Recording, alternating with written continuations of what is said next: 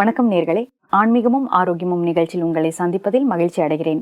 இன்று நாம் காண இருக்கும் தலைப்பு பர்பஸ் ஆஃப் லைஃப், அதாவது வாழ்க்கையின் நோக்கம். இதை பற்றி விளக்கம் தருவதற்காக நம்முடன் இணைந்துள்ளார் சைக்காலஜிஸ்ட், ஹிப்னோதெரபிஸ்ட் சகோதரர் BK அசிந்தானா அவர்கள். இவர் கடந்த 15 ஆண்டுகளாய் ராஜயோக தியானம் பயிற்றுவித்து வருகிறார்.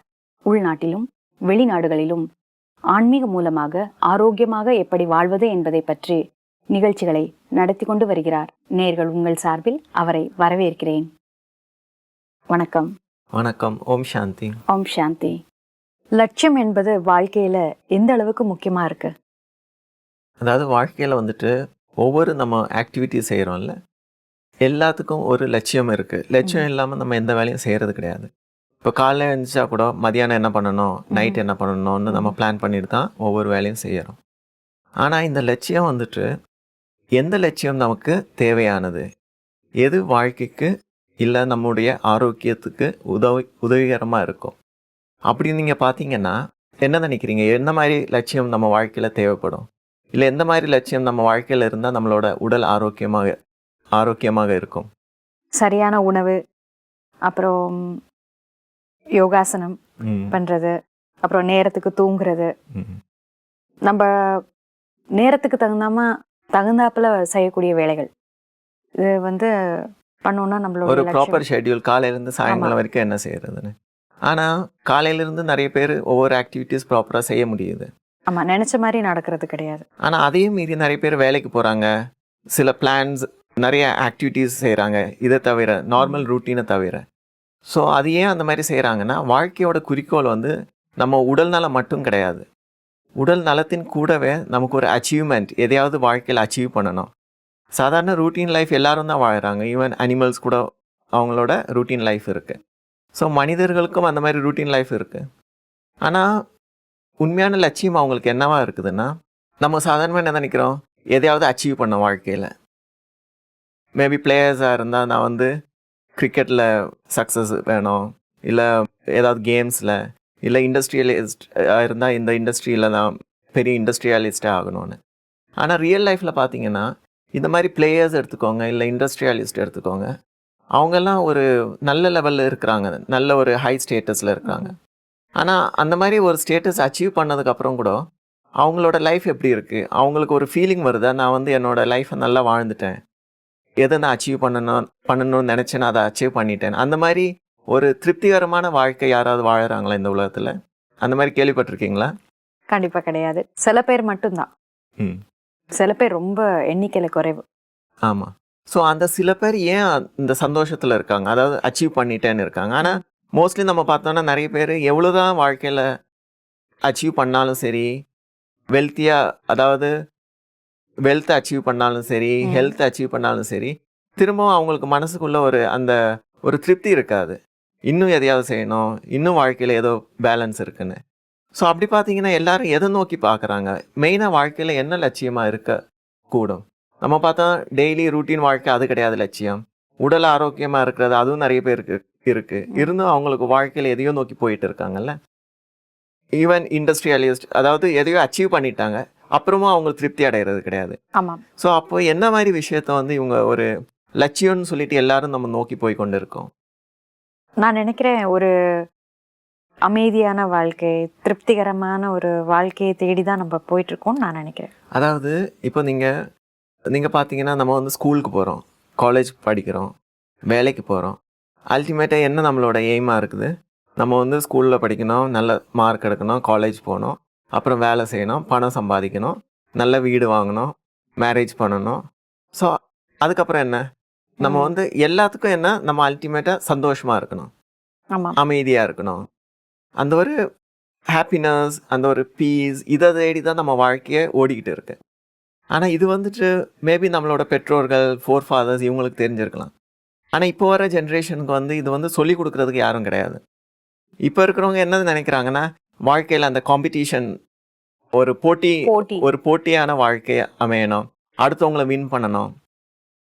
ஈவன் ஆஃபீஸ்லேயா இருந்தாலும் சரி, ஸ்கூல்லையா இருந்தாலும் சரி, காலேஜில் இருந்தாலும் சரி, நம்ம எல்லாரையும் தோற்கடிச்சு நம்ம ஃபஸ்ட்டு வரணும், ஃபர்ஸ்ட் ரேங்க் எடுக்கணும். ஈவன் கேம்ஸ் கூட பார்த்தீங்கன்னா எப்படி இருக்குன்னா ஒருத்தரை தோல்வி அடைய வைக்கணும், இன்னொருத்தர் வின் பண்ணணும், அந்த மாதிரி இருக்கு. இப்போ ஸ்டூடெண்ட்ஸ் இருக்காங்க, அவங்க வந்து நம்ம வந்து 100 மார்க் எடுக்கணும்னு டார்கெட் வைக்கிறத விட என்ன நினைக்கிறாங்கன்னா அவங்களுக்குள்ள இருக்கக்கூடிய ஃப்ரெண்ட்ஸோட ஒரு போட்டி வைக்கிறாங்க. அவங்கள மிஞ்சணும், நான் வந்து ஃபர்ஸ்ட் ரேங்க் வரணும் அப்படின்னு நினைக்கிறாங்க. அதாவது எல்லாத்துலேயும் நம்ம ஃபஸ்ட்டு வரணும், நம்ம முன்னாடி இருக்கணும். அதாவது முன்னாடி இருக்கலாம், ஃபஸ்ட்டு வரலாம், அச்சீவ் பண்ணலாம். ஆனால் மெயின் பர்பஸ் இது எங்கே ஆரம்பிச்சதுன்னா நம்ம வாழ்க்கையில் ஒவ்வொரு செயல்களும் நம்ம அமைதியாக வாழறதுக்கும் சந்தோஷமாக வாழறதுக்கும் அதை பேஸ் பண்ணி தான் நம்ம லைஃப் ஸ்டைலில் இருக்கணும் இருந்துட்டு இருந்தது. ஆனால் இப்போ இருக்கிற ஜென்ரேஷனுக்கு என்ன நினைக்கிறாங்கன்னா அந்த ஒரு ஒரிஜினல் கான்செப்ட், அதாவது நம்ம எதுக்காக வாழறோம், எதுக்காக நம்ம இவ்வளோ சம்பாதிக்கிறோம், இதெல்லாம் சம்பாதிச்சு என்ன பண்ண போகிறோம், அது வந்துட்டு இப்போது வெறும் அந்த மெட்டீரியலிஸ்டிக் லைஃப்னு சொல்கிறாங்கல்ல, அந்த ஒரு நிலைமைக்கு வந்துடுச்சு. இதனால் என்ன ஆகுதுன்னா அந்த வாழ்க்கையோட உண்மையான நோக்கம் என்ன இருக்கணும்னா நம்ம ஒரு அமைதியான வாழ்க்கையும் சந்தோஷமான வாழ்க்கையும் வாழணும். ஆனால் ஒன்லி மெட்டீரியலிஸ்டிக் லைஃப் வாழறதுனால என்ன ஆகுதுன்னா நம்ம இந்த மாதிரி உடல் ஆரோக்கியம் பாதிக்கப்படுது, மன ஆரோக்கியம் பாதிக்கப்படுது, அவங்களோட லைஃபோட ரியல் பர்பஸே அவங்க இழந்துடுறாங்க, மறந்துடுறாங்க. ஸோ ரியாலிட்டியில் என்ன வேணும்னா நம்மளோட பர்பஸ் லைஃப் என்னன்னு நமக்கு கிளியராக தெரிஞ்சிருக்கணும். அதாவது அட்லீஸ்ட் இந்த புது ஜென்ரேஷனுக்கு நம்ம எடுத்து சொல்ல வேண்டியிருக்கு. அதாவது நம்மளோட பர்பஸ் வந்து என்ன ஆக்டிவிட்டீஸ் நம்ம செஞ்சுருந்தாலும், அதாவது டிஃப்ரெண்ட் ஃபீல்ட்ஸ் வந்து டிஃப்ரெண்ட்டாக இருக்கலாம். அதாவது கேம்ஸில் சில பேர் அச்சீவ் பண்ணலாம், ஆர்கனைசேஷனில் அச்சீவ் பண்ணலாம். பட் ஃபைனல் பர்பஸ் என்னவா இருக்கணும்னா அமைதியாக வாழறதுக்கும் சந்தோஷமாக வாழறதுமா இருக்கணும். ஆனால் இன்னொரு இது இருக்குது, அதாவது இப்போ எல்லாருக்கும் நம்ம சொல்லிட்டோம் அமைதியாக வாழணும், சந்தோஷமாக வாழணும்னு. ஆனால் இது வந்து நம்மளோட பர்பஸ் பர்பஸா இல்லாட்டி எவ்ரிடே பர்பஸானு நம்ம யோசிக்க வேண்டியிருக்கு. நீங்கள் என்ன நினைக்கிறீங்க? இது வந்து ஒரு எவ்ரிடே பர்பஸாக இருக்க முடியுமா, இல்லை வந்துட்டு ஒரு நம்ம காலேஜ் படித்து ஒரு இண்டஸ்ட்ரியை ஒரு ஜாப் எடுத்து மேரேஜ் பண்ணிவிட்டு ஃபேமிலியில் எல்லாம் செட்டில் ஆனதுக்கு அதுக்கப்புறம் தான் இந்த ஒரு ஹாப்பினஸ், இந்த ஒரு அமைதி கிடைக்குமா, இல்லை நம்ம வந்து நிஜ வாழ்க்கையில் அதாவது ரியல் லைஃப் எவ்ரிடே லைஃப்பில் வந்து இந்த ஹாப்பினஸ் இந்த அமைதி ஆசைப்படுறது தினசரி வாழ்க்கையில் நம்ம வந்து மகிழ்ச்சியா அமைதியா வாழணும்னு நினைக்கிறோம். ஆனா அது பிராக்டிக்கலா முடியாத ஒரு விஷயம்னு நான் நினைக்கிறேன். அது ஒரு நமக்கு ஒரு நிறைய லைஃப்ல வந்து சம்பாதிக்கணும், அச்சீவ் பண்ணணும், இந்த மாதிரி எல்லாம் நமக்கு ஆசைகள் உண்டு. அதெல்லாம் முடிஞ்ச அப்புறம் தான் நமக்கு வந்து அது கிடைக்கும் அப்படின்ற மாதிரி நான் ஸோ அதனால என்ன ஆகுதுன்னா இப்போ இருக்கிற அதாவது இப்போ ஆஃபீஸில் வேலை செய்கிறவங்க, ஸ்கூலில் வேலை செய்கிறவங்க, அவங்கெல்லாம் என்ன செய்கிறாங்கன்னா டெய்லி காலையில் ஒரு மெஷின் லைஃப் வாழறாங்க. மெஷின் லைஃப்னா சாயங்காலம் வந்தாங்க, வீட்டில் இருக்கிறவங்களுக்கு சமைச்சு போட்டாங்க, இல்லை வீட்டில் ஒரு ப்ராப்பர் ரூட்டீன் ஃபிக்ஸ் பண்ணிடுறாங்க. உடல் நலத்தை பாதுகாக்கிறதுக்காக எக்ஸசைஸ் பண்ணுறாங்க காலையில் ஈவினிங், அப்புறம் நைட்டு டைமுக்கும் தூங்கிடுறாங்க, காலைல எழுந்திருக்கிறாங்க, உடனே ஆஃபீஸ் போயிடுறாங்க, ஆஃபீஸில் வேலையை முடிச்சு திரும்பி வந்துட்டாங்க. ஸோ இது ஒரு மெஷின் லைஃப் மாதிரி. அது ஸ்டூடெண்ட்ஸாக இருந்தாலும் சரி, பெற்றோர்களாக இருந்தாலும் சரி, ஆஃபீஸில் வேலை செய்கிறவங்களா இருந்தாலும் சரி. ஸோ அவங்க லைஃப் வந்து ஒரு மெஷின் ரோபோ இருக்குது, அது செய்கிற மாதிரியே ஒரு ஆட்டோமேட்டிக் லைஃப் ஆகி போயிடுச்சு. பட் ரியாலிட்டி எப்படி இருக்கணும்னா நம்ம ஒவ்வொரு செகண்டையும் அமைதியையும் எக்ஸ்பீரியன்ஸ் பண்ணணும், சந்தோஷத்தையும் எக்ஸ்பீரியன்ஸ் பண்ணணும். ஏன்னா நம்ம நினைக்கிறோம் எல்லாத்தையும் முடிச்சுட்டு வேலையெல்லாம் கம்ப்ளீட் பண்ணதுக்கப்புறமா நம்ம ஒரு நல்ல வீடு வாங்கிடுவோம், பசங்களெல்லாம் மேரேஜ் பண்ணி கொடுத்துருவோம், அமைதியாக உட்காந்துருவோம், சந்தோஷமாக இருப்போன்னு, அப்போதான் இருப்போன்னு. ஆனால் அந்த நேரத்தில் நீங்கள் ரிலாக்ஸாக இருக்கிற நேரத்தில் உங்கள் லைஃப் கூட முடிஞ்சு போயிடுது.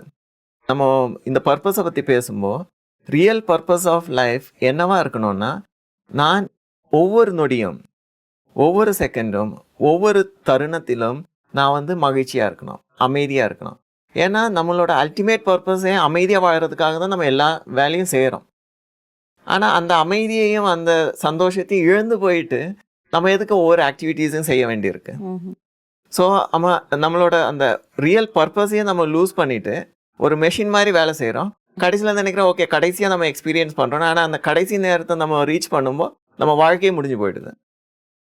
ஸோ அதனால் ரியல் பர்பஸ் ஆஃப் லைஃப் என்னவா இருக்கணும்னா என்னுடைய இந்த நொடி, ஒவ்வொரு நொடியும் நான் வந்து அந்த அமைதி கூடவே அந்த மகிழ்ச்சியின் கூடவே வாழ வேண்டும். லட்சியங்களையும் நோக்கங்களையும் நம்ம வாழ்க்கையில வந்து எப்படி நம்ம அமைத்துக் கொள்ளலாம், இதை பத்தி கொஞ்சம் விளக்கமா சொல்லுங்க. அதாவது இந்த கோல்ஸ் ஆஃப் லைஃப்னு இருக்கலாம், இல்லை பர்பஸ் ஆஃப் லைஃப் இருக்கலாம். பர்பஸ் ஆஃப் லைஃப் ஓகே, அது ஒரு லாங் டேர்ம் கோல்னு சொல்லலாம். அப்போது நம்ம ஏதாவது ஒரு லாங் டேர்ம் கோல் அச்சீவ் பண்ணுறதுக்கு நமக்கு நிறைய ஷார்ட் டேர்ம் கோல்ஸ் பிளான் பண்ண வேண்டியிருக்கு.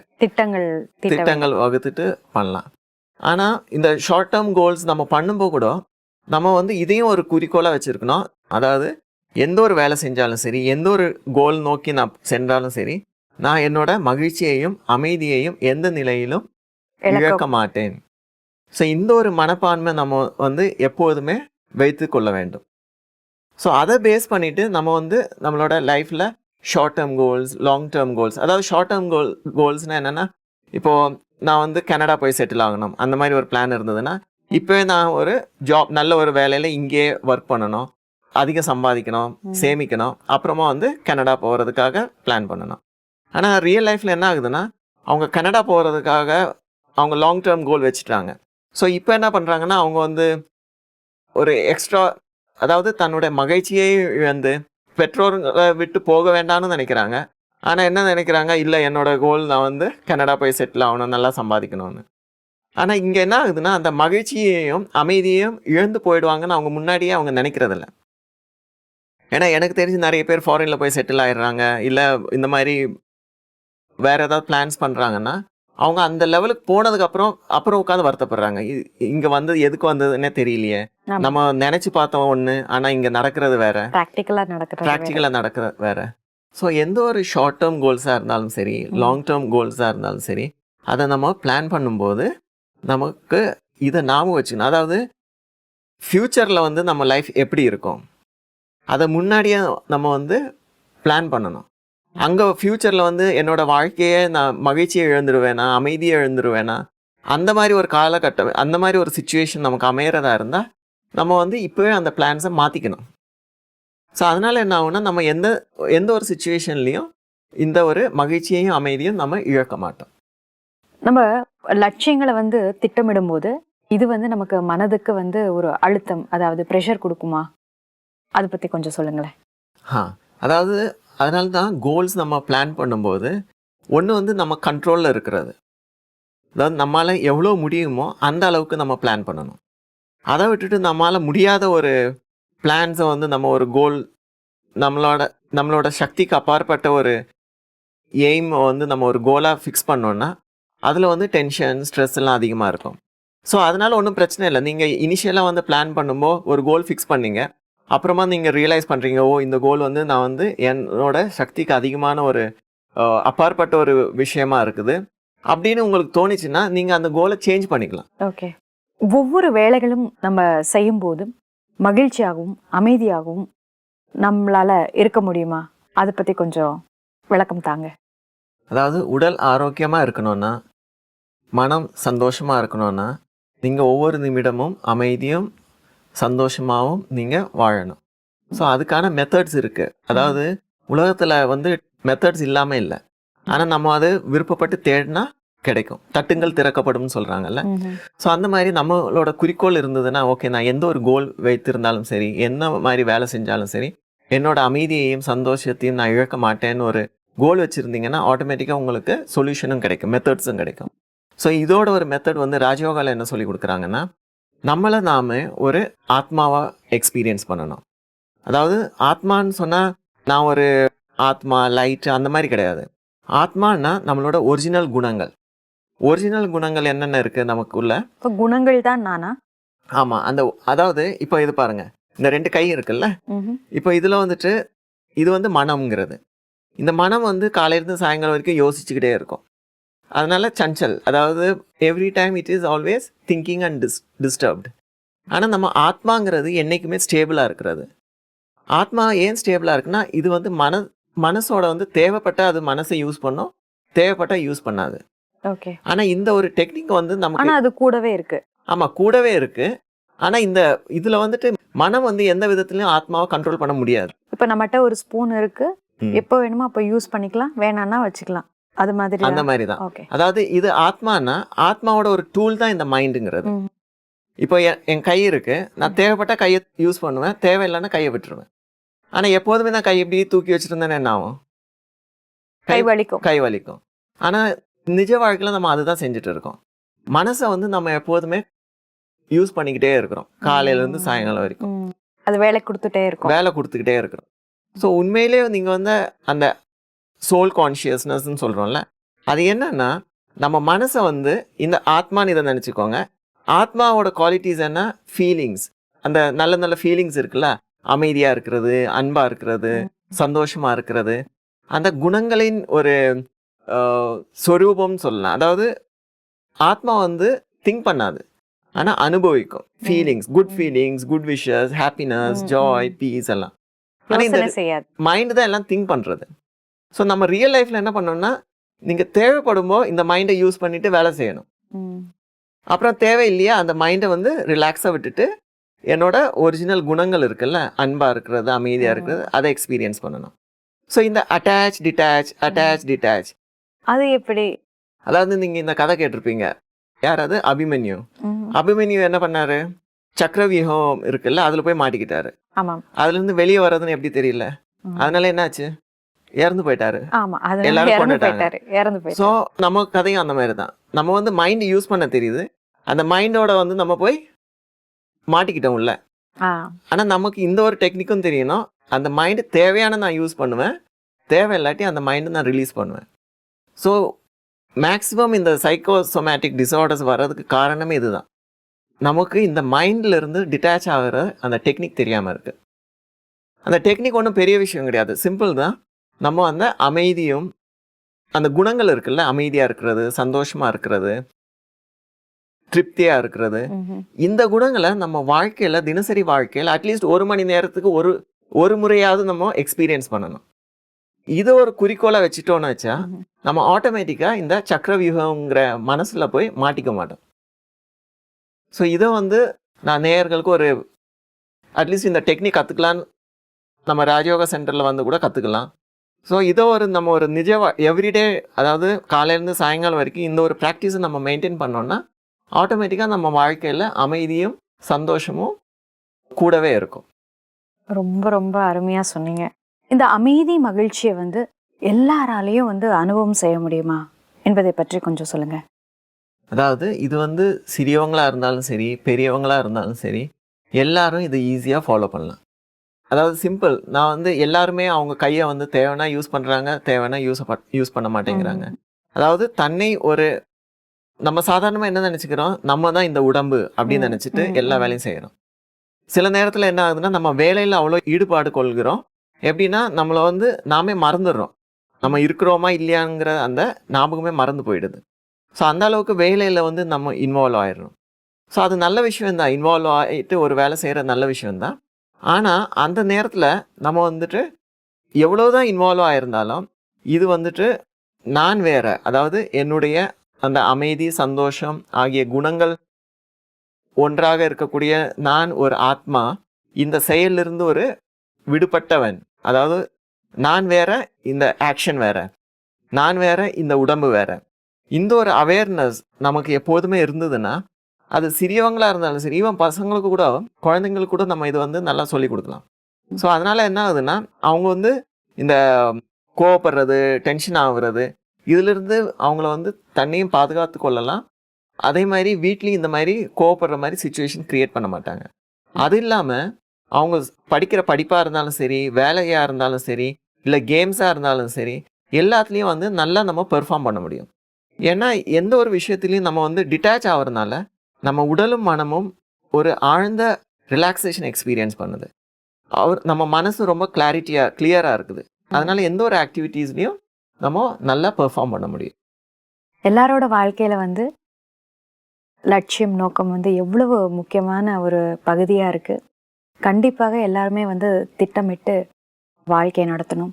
இந்த அமைதியும் மற்றும் மகிழ்ச்சியும் தினசரி நிஜ வாழ்க்கையில் நம்ம எப்படி எடுத்துகிட்டு வரலாம், ஆத்மா வந்து எப்படி வந்து மனதை வந்து தேவையானப்ப வந்து யூஸ் பண்ண முடியும் என்பதை பற்றி விளக்கம் தந்ததற்காக நன்றி. வணக்கம். வணக்கம்.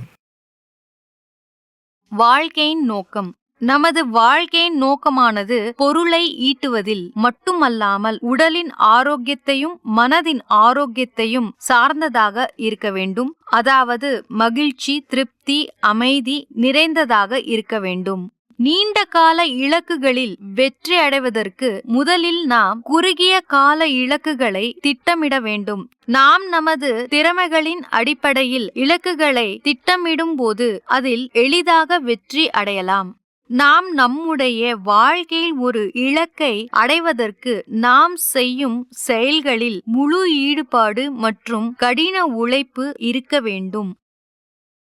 ஓம் சாந்தி.